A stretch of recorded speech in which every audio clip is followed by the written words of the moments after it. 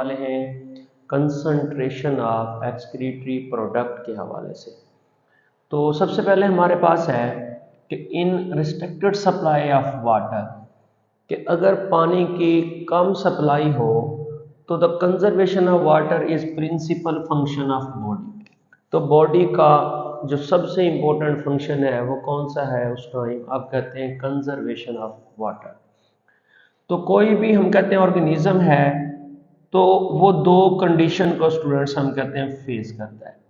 एक condition number 1 ऐसी है जिसके अंदर हम कहते हैं वाटर की रिस्ट्रिक्टेड सप्लाई है।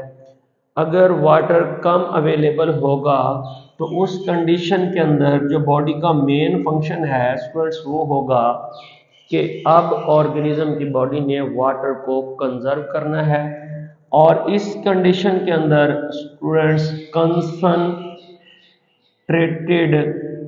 यूरिन जो है ये प्रोड्यूस होगा।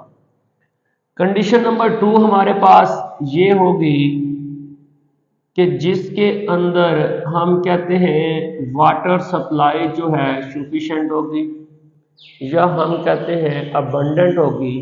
उस कंडीशन के अंदर जो बॉडी का मेन फंक्शन होगा, जो चीज़ कंजर्व करनी है, कंजर्वेशन जो करनी है, वहाँ पे स्टूडेंट साल्ट की जाएगी। क्योंकि जब पानी की एक्स्ट्रा अमाउंट है या अबंडेंट अमाउंट अवेलेबल है तो डिल्यूट यूराइन जो है स्टूडेंट्स वो प्रोड्यूस होता है, और डिल्यूट यूराइन प्रोड्यूस होने के रिजल्ट में एक्स्ट्रा जो साल्ट है बॉडी के वो तो जाएंगे, लेकिन कुछ अबंडेंट जो बहुत ज़रूरी हम कहते हैं रिक्वायरमेंट है चीज़ों के हवाले से, जो साल्ट बॉडी को अपने फंक्शन के लिए ज़रूरी है वो भी रिमूव हो जाते हैं। उन साल्ट को अब ये क्या करेंगे, हम कहते हैं कंजर्व करेंगे। जो रिस्ट्रिक्टेड सप्लाई के अंदर स्टूडेंट्स नेफ्रॉन काम करता है वो होता है जेस्टा मेडुलरी नेफ्रॉन।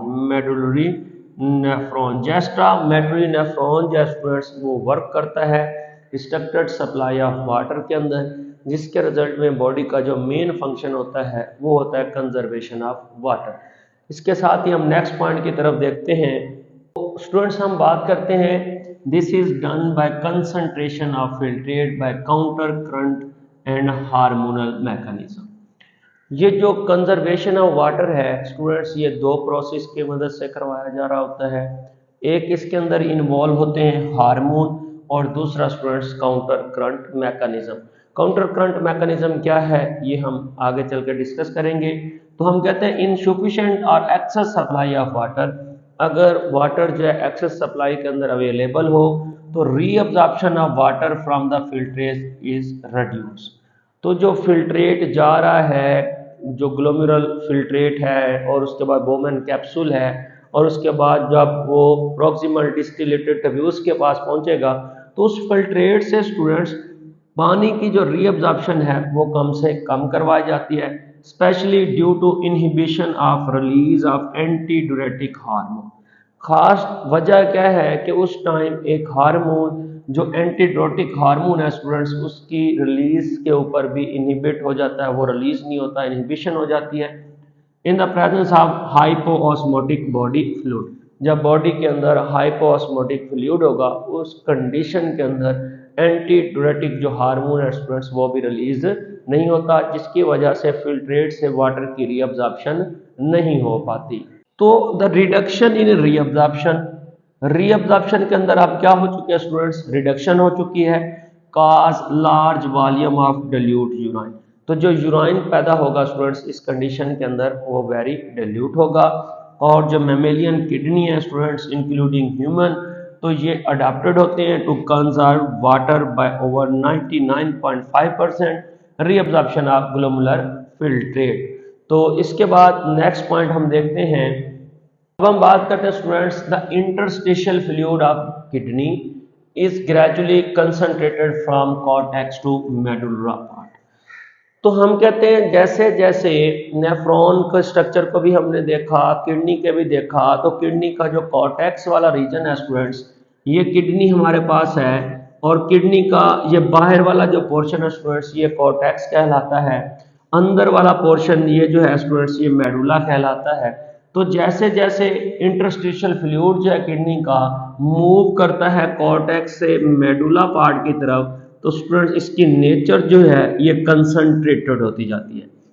अब कंसंट्रेटेड क्यों होती जाती है स्टूडेंट्स? क्योंकि inner medullary is highly concentrated with presence of urea and through a mechanism of counter current multiplier.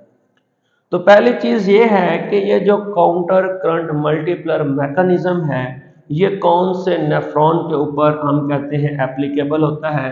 तो स्टूडेंट्स ये जो हमारे पास काउंटर करंट हम कहते हैं मैकेनिज्म है ये अप्लाई किया जाता है किस प्रोसेस के ऊपर?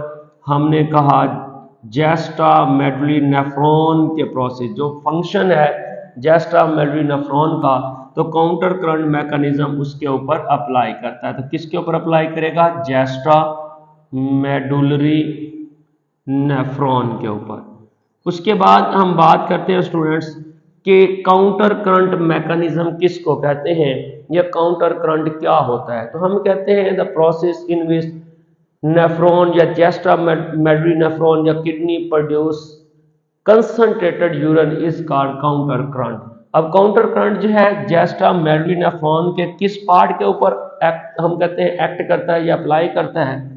तो स्टूडेंट्स वो यू शेप्ड पोर्शन होता है जिसको हम लूप ऑफ हेनले का नाम देते हैं।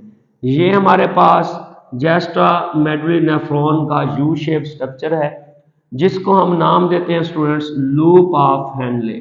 ये हमारे पास लूप ऑफ हेनले है और हम कहते हैं जो जेस्टा मेडुलरी नेफ्रॉन होता है इसके अंदर जो यू शेप है स्टूडेंट्स जिसको आप लूप ऑफ हेनले कहते हैं ये लार्ज होता है। इसका जो साइज होता है स्टूडेंट्स वो ज्यादा होता है as compare to cortical nephron.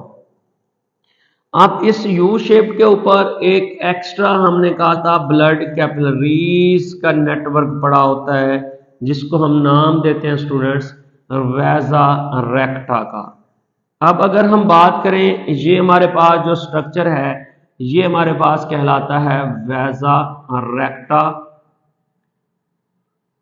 और ये हमारे पास यू शेप जो स्ट्रक्चर है उसका होता है स्टूडेंट डी सेंडिंग लिम, ये डी सेंडिंग लिम है और दूसरी जानब ये जो है स्टूडेंट्स ये हमारे पास ए सेंडिंग लिम है।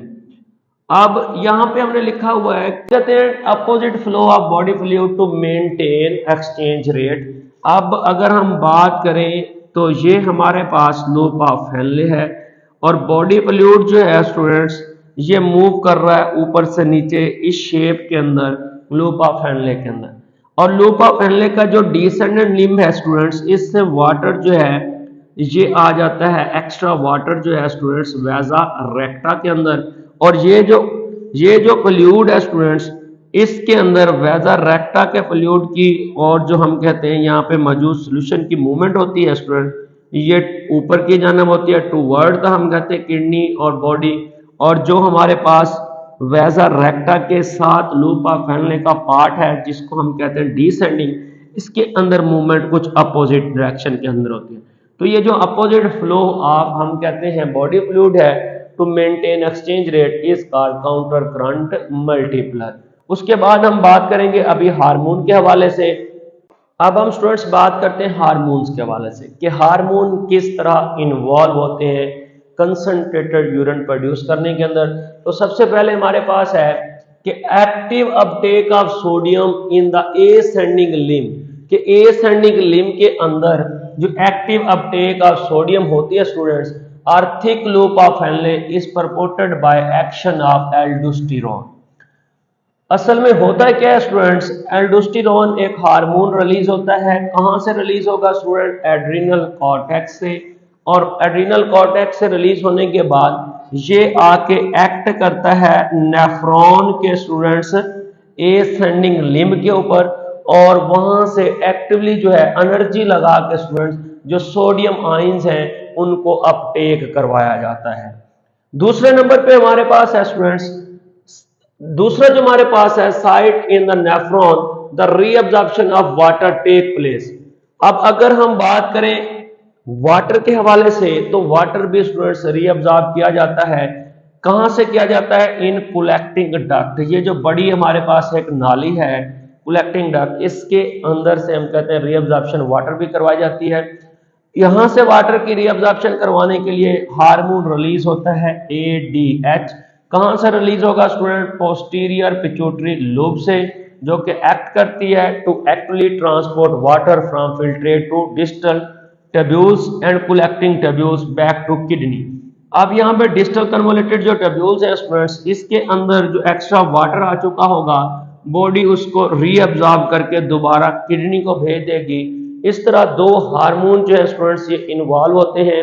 एक साल्ट सोडियम की रीअब्जॉर्प्शन करवा रहा है, एक वाटर की रीअब्जॉर्प्शन करवा रहा है। अगर हम बात करें स्टूडेंट्स इंसुलिन की, तो इंसुलिन भी एक हार्मोन है जो एक्ट करता है आके ग्लोमेरुलस पार्ट के ऊपर, और यहां से ये रीअब्जॉर्प्शन करवाता है स्टूडेंट्स ग्लूकोज की।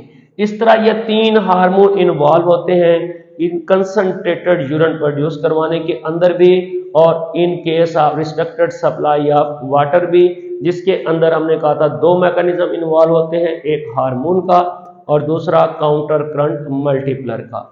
उसके बाद नेक्स्ट पॉइंट हम देखते हैं।